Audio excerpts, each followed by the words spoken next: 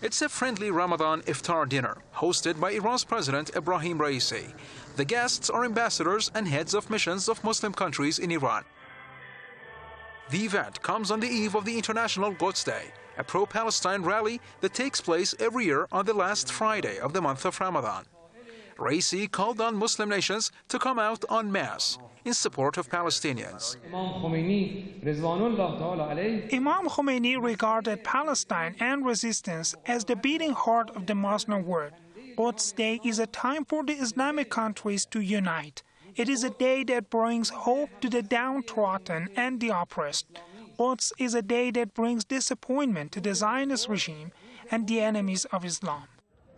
This year's Quds Day will be marked as Muslims are infuriated by Israel's fresh bout of raids on Palestinian worshippers at the Al-Aqsa Mosque compound.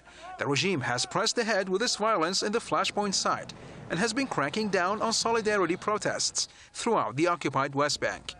Diplomats here slammed the Israeli violence and deplored some of the Arab leaders' silence on the issue. Israel's blatant desecration of Muslim sanctities are unacceptable. They're attacking Palestinian worshippers at Al-Aqsa Mosque.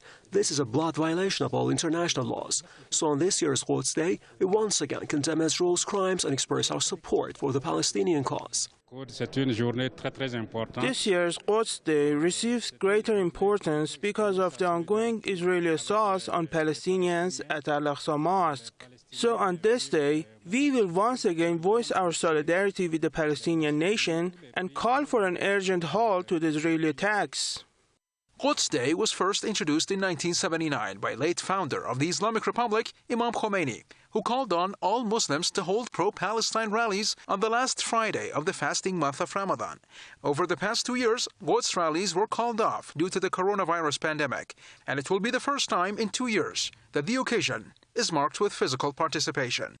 4 decades since Iran introduced Quds Day, the occasion has turned into a global pro-Palestine rally, with even Jews around the world participating. Now, the Iranian president once again renewed his call for a mass turnout in this year's Quds Day, saying this is the only way to bring the Palestinian suffering to light. Yusuf Jalali, Press TV, Tehran.